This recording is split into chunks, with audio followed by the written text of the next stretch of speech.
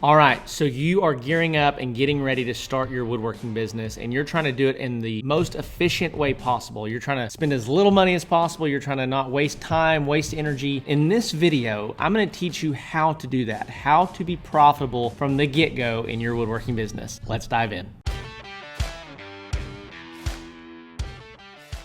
Well, hey, welcome back to the channel, everybody. Welcome back. I'm so grateful for your time and your attention as always. And in this video, I want to really dive into some intricate details around how to be profitable and the strategies that you need to implement from the get-go inside of your woodworking business. So lots of businesses out there, what they do is they essentially take on outside funding, or they take on like venture capital, and people invest a lot of money into an idea before that business is ever profitable. And so essentially what happens is, if you looked at like a chart, at the bottom of the chart is like not profitable, top of the chart is profitable. They're extremely unprofitable when they take on funding, and then eventually they start getting profitable, and basically everybody's betting on the team and the idea to be profitable. Well, you and me, the small guy in our garage with the small woodworking business idea, we don't necessarily have that luxury. So one thing that we have to be able to do is we have to be profitable from the get-go. And so I really want to teach you today how you can launch your woodworking business and be profitable from the very start. The number one thing that I would tell you, and probably the biggest takeaway, is that so many woodworking businesses, and myself included, build things and then hope to sell them. And so just a quick backstory. So for me, back in 2017, when I started my woodworking business, the big plan was that there's a trade show, like a big giant flea market about an hour away from where I live. And I was going to build around $8,000 or $10,000 worth of inventory. I was going to take it to that flea market, and it was so beautiful and it was so incredible that of course everybody would want to buy it. And it was beautiful and it did look good. And it wasn't as good as our stuff today, but it was pretty good. And the truth is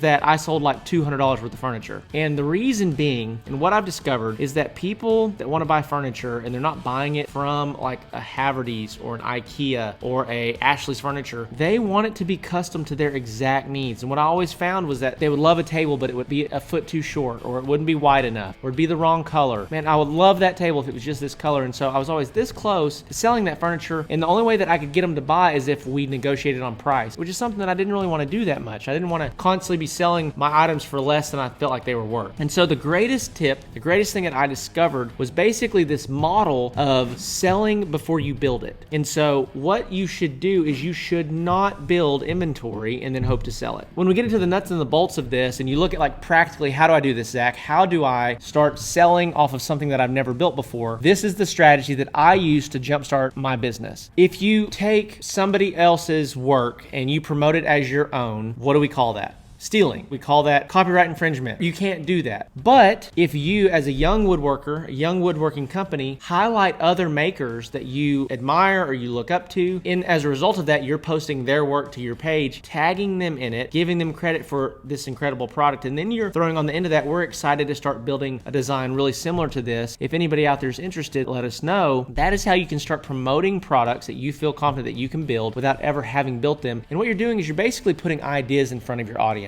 And so if you are just starting out and you've got a couple hundred Facebook likes, or you've got a couple hundred Instagram followers, and you're trying to grow your social media following and get in front of more people, this is one of the best ways that you can start testing product ideas without being out the money of you having gone and bought the materials and spent the time building it and then hope to sell it. Because otherwise you're going to be sitting on, what ended up happening to me is all that furniture that I took to Canton Trade Days, is where I went, and didn't sell anything. All that furniture just came back home with me and ended up being our furniture at our house for the next 3 or 4 years. And so you don't want that. What you want is the ability to basically throw ideas in front of your audience without having a ton of capital, having a lot of money, a lot of time in those projects. And this is the single greatest strategy that I've found in order to do that. So we're going to be highlighting other makers and giving them full credit for it, tagging them in it, shouting them out. We love this piece of furniture, how they did this. We love how they did that. We love the intricate detail in this part of the table, or whatever that might be. But then you are also putting ideas in front of your audience. And then at the end of each of these posts, we would love to build something similar to this. If anybody's looking for a custom table similar to this design, give us a shout. We'll hook you up. The goal here is that we never ever carry inventory. And so for me and my woodworking business, we did around $60,000 per month last year. Really the secret was we don't carry inventory. We don't have anything just sitting around hoping to sell it. The only inventory that we have is what is in this showroom, and it's really minimal. And that's on purpose. You know, we probably only have $5,000 to $10,000 worth of inventory in the showroom. And that's to give people a place to come look, touch, feel, and get an idea